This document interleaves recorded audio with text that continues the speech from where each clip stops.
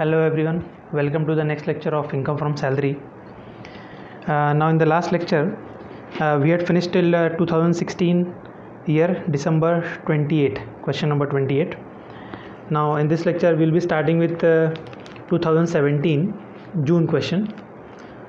Now first question is 2017 June 1, question number 1. Interest credited to statutory provident fund shall be fully exempt up to 8.5% per annum, fully taxable, exempt up to 9.5%. So what is the answer? Interest credited to statutory provident fund. Now interest credited means interest contributed to statutory provident fund.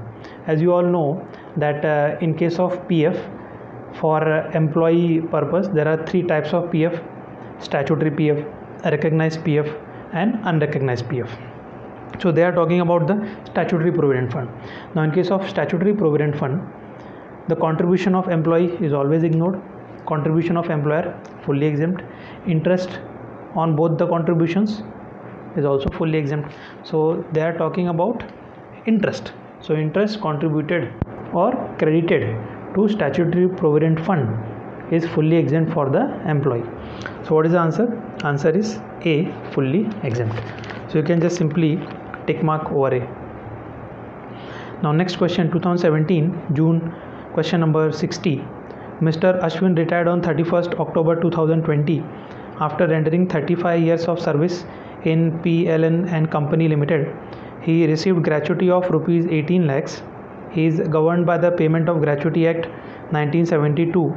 The monetary limit eligible for exemption is 20 lakhs, 18 lakhs, 3,50,000 or D, nil.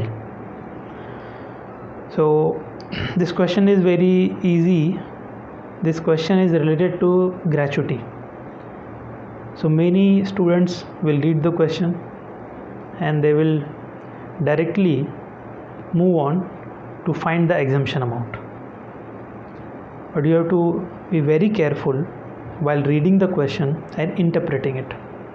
In this question is about gratuity, but they are not asking about the exemption amount.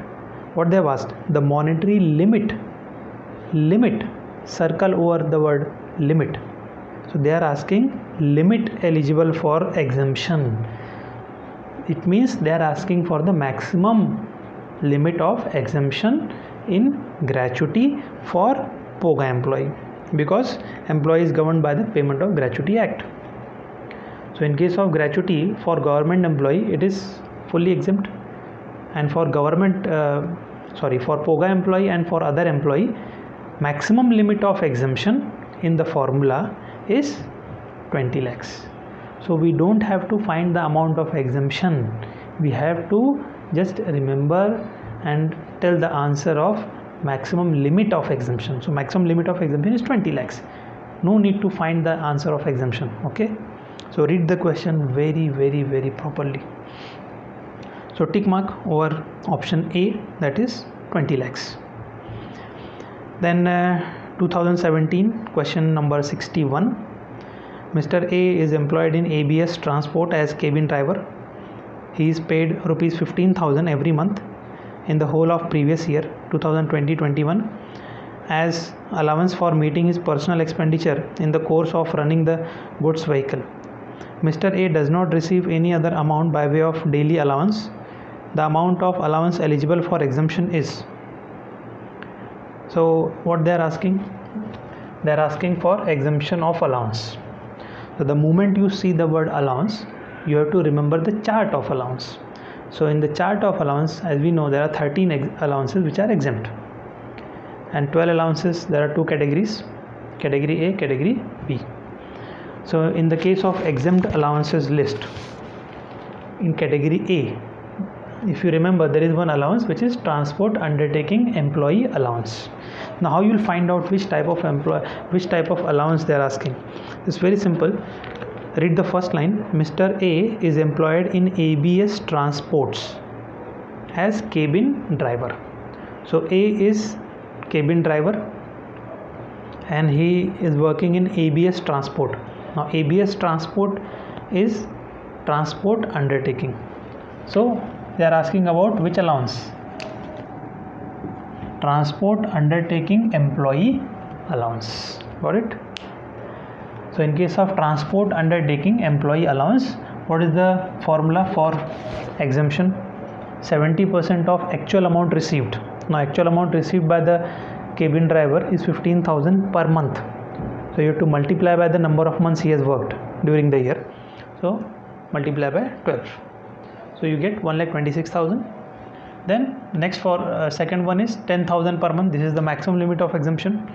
Again this is per month, so we have to multiply by 12. So 10,000 into 12, you get 1,20,000.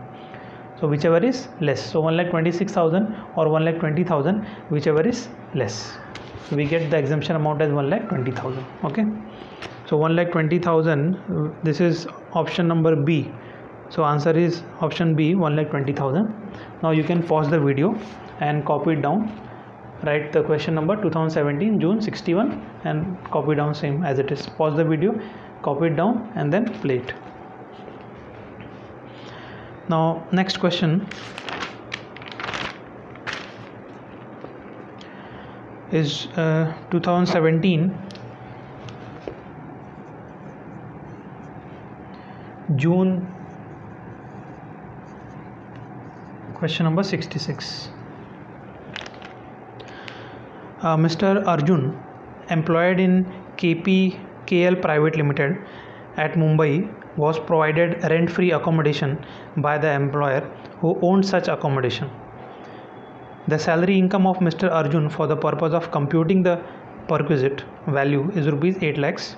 The perquisite value of rent-free accommodation in the hands of Mr. Arjun is. So, who is the assessee in this case? Mr. Arjun. He is employed in KL, P Limited means private limited, at Mumbai, and he was provided with the rent-free accommodation by the employer who owned such accommodation. So just underline employer owned such accommodation. Okay. Then salary for the purpose of computing the perquisite is 8 lakhs. Underline salary for perquisite 8 lakhs. Okay. And then we have to find perquisite value of rent-free accommodation in the hands of Mr. Arjun. So in question what they are asking taxable value of rent-free unfurnished accommodation. Now as you know, in case of rent-free unfurnished accommodation, for government employee in question it will be given what is the taxable value. Now in this question, employee is private employee or for any other employee. What is the taxable value? There are two options: whether house is owned by the employer or whether rented house is provided by the employer to employee. So in this case I have already highlighted that the house is owned by the employer. So house is owned by employer.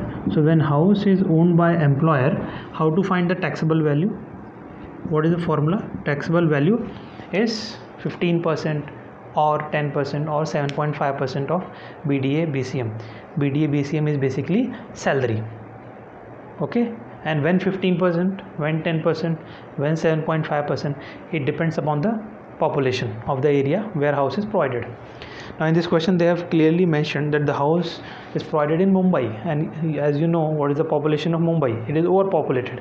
So taxable value will be 15% of BDA BCM, which is salary, and in question they have already given that the salary income for the purpose of computing this perquisite is 8 lakhs. So in short, they have already calculated BDA BCM and the value is 8 lakhs of BDA BCM. So in question itself they have given the value of BDA BCM, which is 8 lakhs. Okay, so no extra tension. So just find out the answer: 8 lakhs into 15%, or actually we don't have to even find out the answer, because in options are given in different way.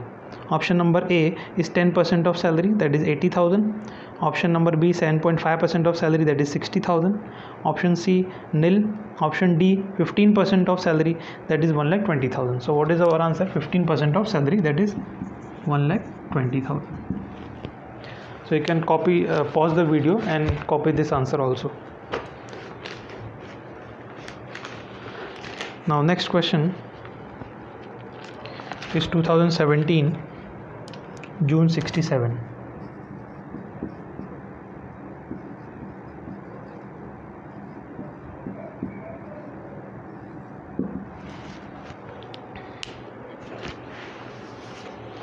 Mr. Gupta is given a motor car with chauffeur by the employer, which is used for both official and personal purpose. The entire running expenses of the car, amounting to rupees 64,800, was met by the employer in the previous year 2020-21. The cubic capacity of the engine of the motor car exceeds 1.6 liters. The perquisite value of motor car taxable in the hands of Mr. Gupta is 19,200, 39,600, 28,800 or 64,800. So what they have asked? The perquisite value of motor car taxable in the hands of Mr. Gupta.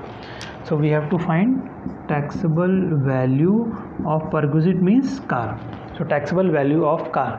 So the moment you see the taxable value of car, you have to remember the chart. Car में 4. First one fully office purpose, second one office to residence, third one fully private use, fourth one partly private and partly office use. So now find out which option is given in the question. Mr. Gupta is given a motor car with chauffeur means driver, by the employer, which is used for both official and personal purpose.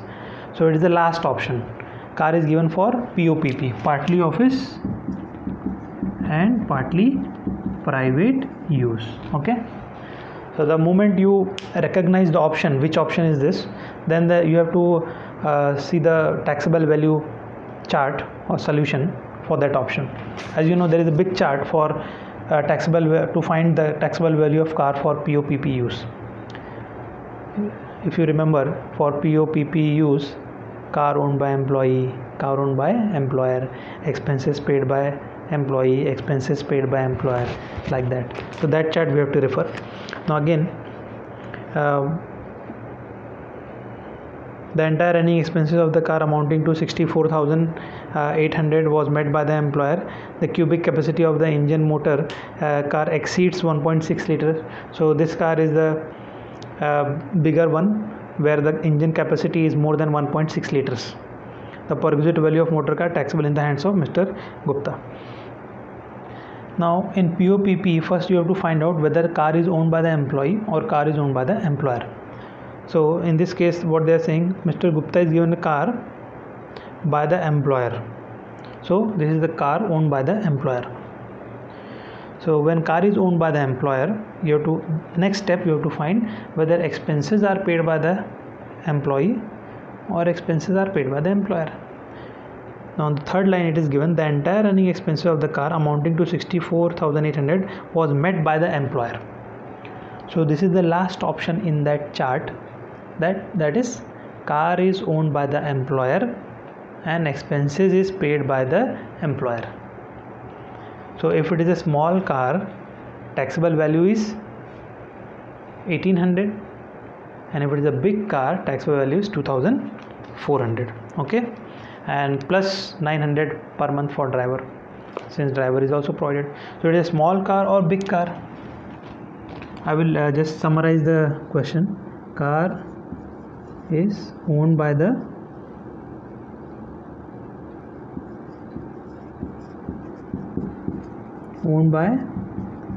employer and expense is also paid by employer. See, I am giving the answer in so detail just to revise everything. I know in exam you don't have so much time, so I'm just revising everything once again basically. Otherwise you have to just remember quickly and tick mark the answer very quickly. So taxable, we have to find the taxable value of which car, which is for POPP use, and in POPP car is owned by the employer and expense is also paid by the employer. And this is which type of car? driver is also provided. Okay,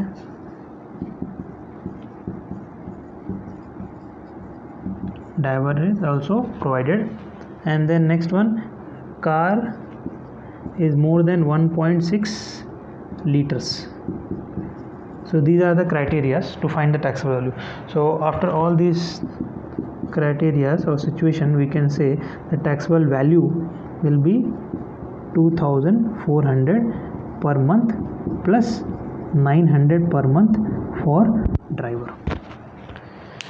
Okay, so 2,400 plus 900. Now both the amounts are per month, so we have to multiply by 12 to find out the answer for the entire year.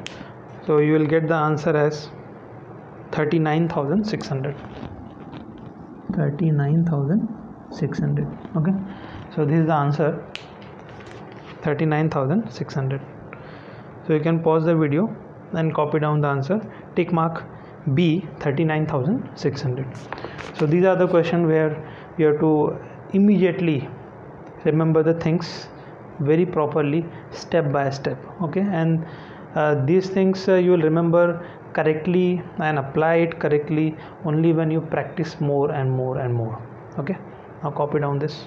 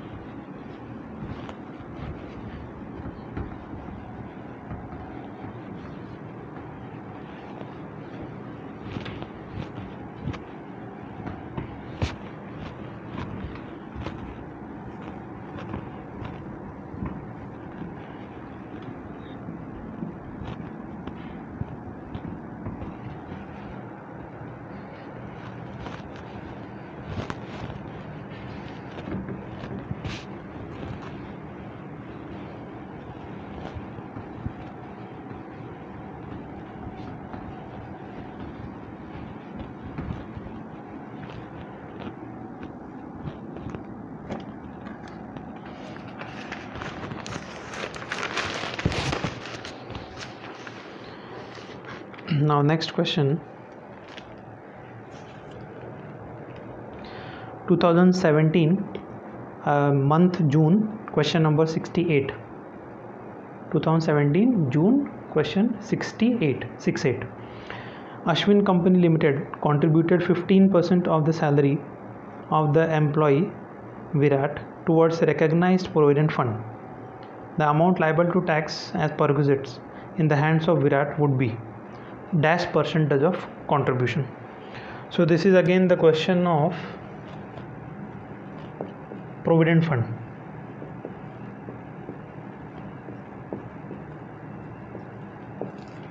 And which type of provident fund? Recognized provident fund. So in recognized provident fund, employee contribution is always ignored. Then employer contribution is exempt only up to 12% of salary, basic salary plus DA plus TC, and interest is exempt up to 9.5%. Lump sum amount is taxable if condition is satisfied. Now in this case they are asking about which contribution. Ashwin Company Limited means employer has contributed 15% of salary, so they are asking about employer's contribution. Employer's contribution in RPF. How much? It is given as 15%. Okay. And last question is the amount liable to tax is dash percentage of contribution. So if we want to find the taxable contribution, how we can find taxable contribution? See, this is the total employer's contribution minus exempt. So balance will be what? Taxable contribution. So how much is exempt? That you have to remember. The exemption is 12% of salary. So minus 12%. So this is important, which you have to remember. The total contribution of employer is 15% minus exempt 12%. How much will be taxable? 3%. So this is your answer. So you can tick mark over B and pause the video and copy down the answer.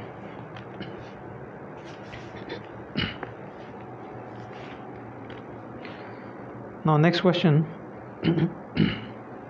is 2017 June 69.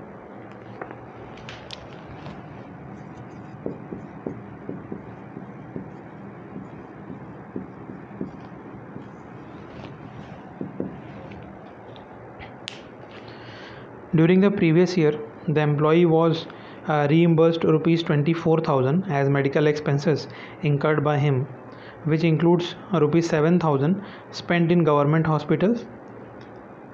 The taxable perquisite in this case shall be.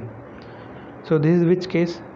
Employee was reimbursed 24,000 as medical expenses incurred by him, includes 7,000 spent in the government hospital. Taxable value. So we have to find out taxable value of medical expenses reimbursement. Taxable value of reimbursement of medical expenses. So they have not used the word allowance, so this is perquisite. As you know, if the treatment is done in the grey hospital, government hospital, recognized hospital, or employer's own hospital, then it is fully exempt. Whatever perquisite is received by the employer to the employee, or whatever medical expenses are paid or reimbursed by employer to employee. Okay, so exemption depends upon whether the treatment is done in the grey hospital or otherwise, because if the treatment is not done in grey hospital, whatever expense amount employee receives from employer is fully taxable. So how much is total received? Total perquisite. Total value of perquisite is how much? 24,000. This is the total reimbursement amount, 24,000. How much is exempt? Whatever treatment is done in grey hospital, up to that extent it is exempt. So it is given, which includes 7,000 spent in the government hospital. So government hospital expenses, we can deduct 7,000 because that is only allowed for exemption. 24,000 minus 7,000, balance will be taxable. So this is the taxable amount. Okay, so you can copy this answer by pausing the video.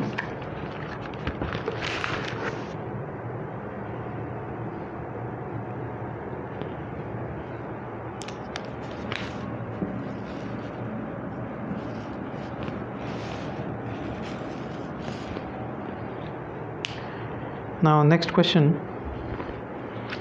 2017 June, question number 70. The employee is provided with furniture costing 1,50,000 along with the house with effect from 1st July 2020. The value of the furniture to be included in the valuation of unfurnished house shall be. Value of furniture to be included in the valuation of unfurnished house. So what they are asking, value of furniture in the valuation of unfurnished house. So you have to remember the formula of taxable value of rent free unfurnished accommodation. So this is 2017 June, question number 70. The employee is provided with the furniture costing 1,50,000. So as you know, in case of finding the value of rent free furnished accommodation, value of furniture is how much? There are two parts. If furniture is provided by the employer or means if furniture is owned by the employer, and second one is if furniture is hired by the employer and then given to the employee. So in this case, what is the situation? It is written that employee is provided with the furniture along with the house. We have to find the value of furniture. So we have to assume that the furniture is owned by the employer.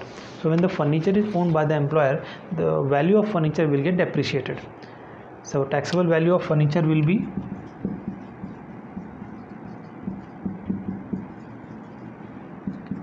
%10 of cost. So what is the 10% of the furniture? Furniture value is 1,50,000. So 1,50,000. You have to always check the number of months. Number of months the furniture is used during the previous year. So the furniture and house is provided with effect from 1st July 2020. Now what is our year? Our previous year is 2020-21. So 1st July 2020 to 31st March 2021. How many months are there? Just exclude April, May and June, 3 months. So 9 months are remaining. You have to multiply by the 9 months. So this is very important part. You have to always check whether any date is given in the question or not, because every answer mostly will find out for the previous year only. So if it is for entire previous year, into 12. Otherwise, if dates are given, then you have to go as per the date. So in the current question, the furniture and house is given only for 9 months during our previous year 2020-21. So whatever answer you get, you have to multiply by the 9 months. Okay. The final answer you get is 11,000. Sorry. This is the total value. So total value means for the 12 months. So for 9 months, so you have to do like that, 9 divided by 12.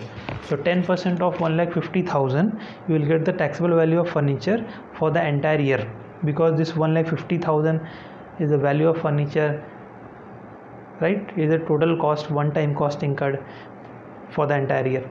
So this is the total value. So total value means for the entire year, 12 months. So for 12 months, I think it will be 15,000. So for 9 months, how much? So that way we have to multiply by 9 and divide by 12. So you get the final answer as 11,250. Otherwise, if you write only 15,000, that will be wrong answer, because 15,000 will be for the entire year, 12 months. You can pause the video, copy down the answer, complete it till here. Now in the next lecture I will start with the remaining questions.